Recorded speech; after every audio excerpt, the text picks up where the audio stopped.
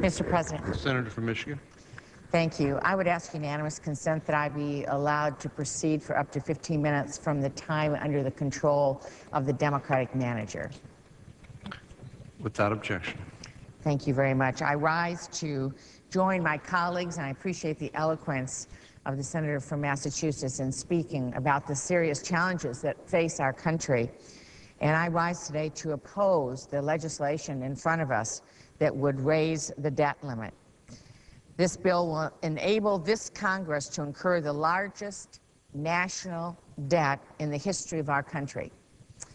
Mr. President, I remember in 1997 coming to the U.S. House of Representatives. I was in my first term, and I had the opportunity within 6 months of being elected to vote on balancing the budget for the first time in 30 years.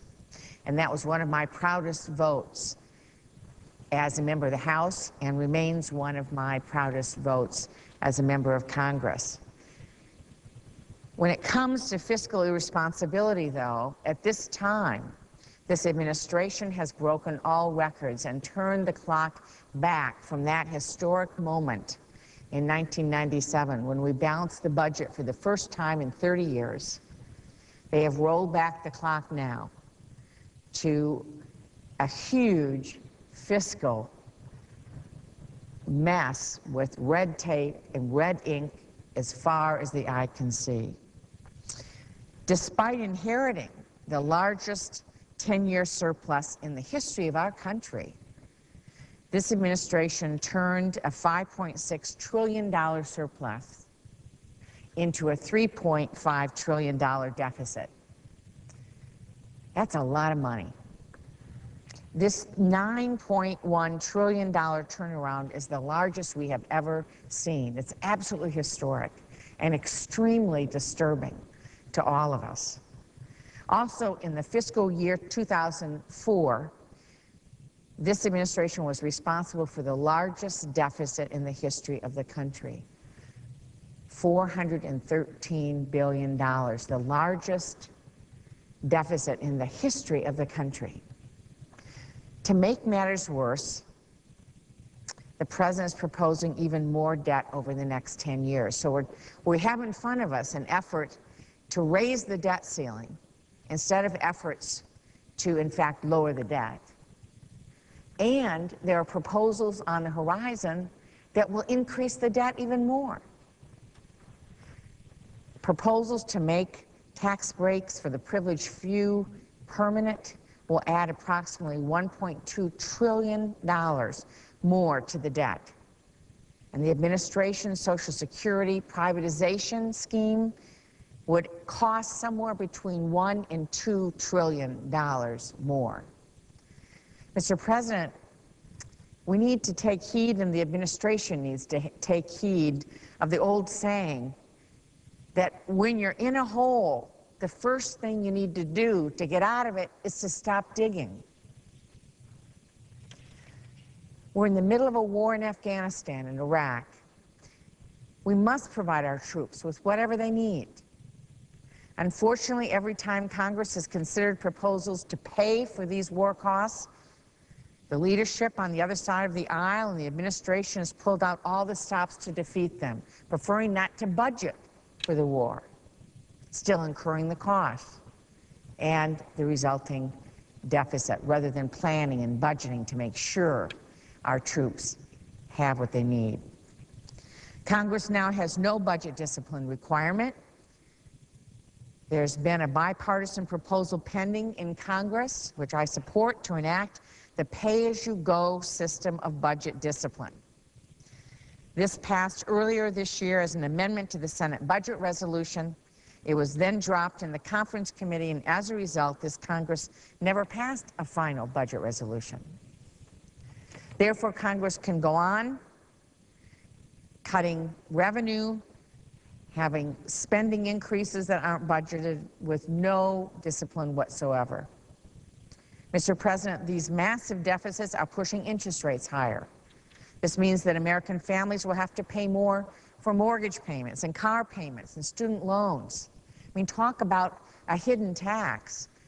Every time we see increases in interest rates, we are taking more money out of the pockets of our middle-income taxpayers, working families, those that are trying to have the American dream, have a home for their family, send the kids to college, being able to buy a new automobile, being able to pay for other costs that involve borrowing. Those interest rates are a direct tax on our families, and particularly hit hard those in middle America.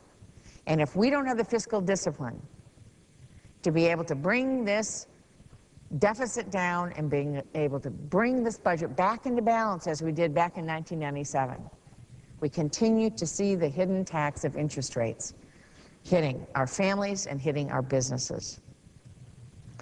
Worst of all, this fiscal recklessness means that as adults, our children will be hit with a needed tax increase to pay our bills.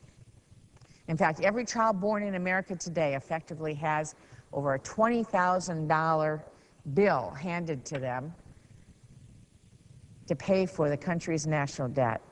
Our national debt really ought to be called a birth tax on our children and our grandchildren. These large deficits are bad for our economy, and they do not represent real American values. American families know that they need to pay their bills. We need to pay our bills. We all, with our families, sit down to figure out how to pay the bills. And they can't simply pass an increase in their own personal debt limit every time they want to spend more, which is what the Senate's doing today. Families have to live within a budget. They must make tough choices every month. They often must decide between things like new school clothes for the children, saving for their college education, or buying the medicine that they desperately need or their families need. Parents are responsible for their household budgets.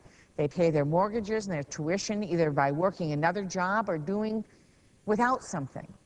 In other words, families must borrow responsibly, live within their means. In other words, they must play by the rules. And we should be doing the same. But unfortunately, the Republican majority does not feel that the Congress should have to play by the rules, not the same rules as our families. This is dead wrong.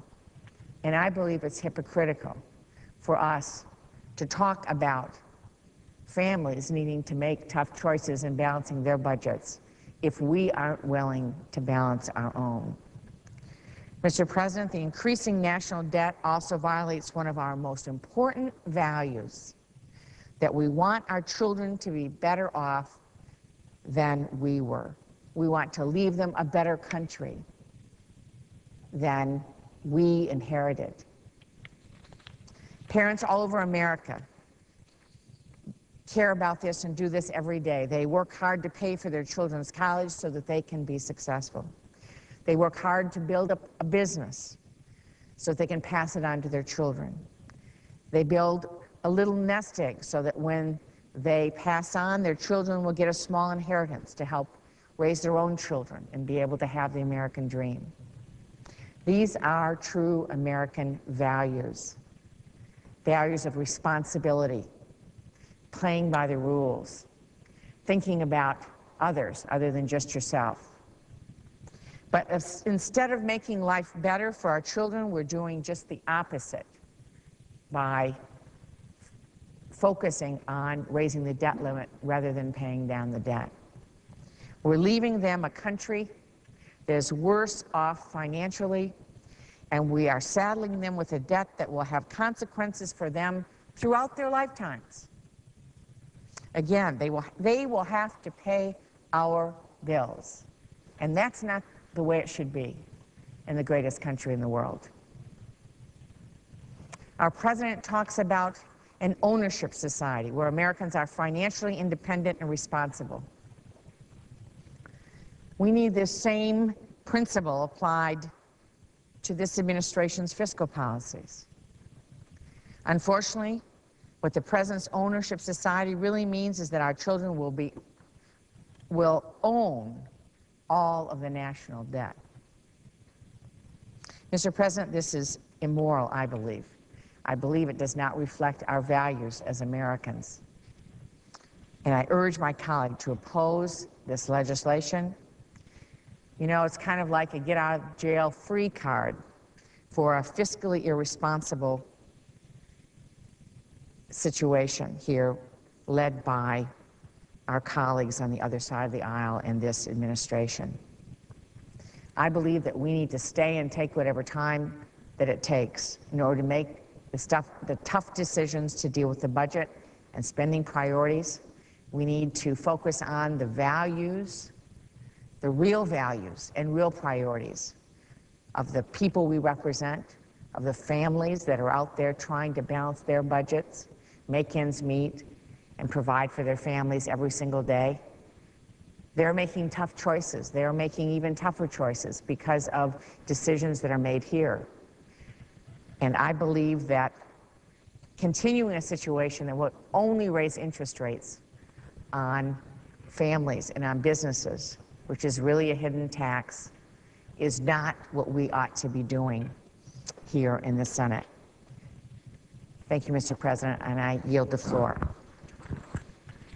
Senator from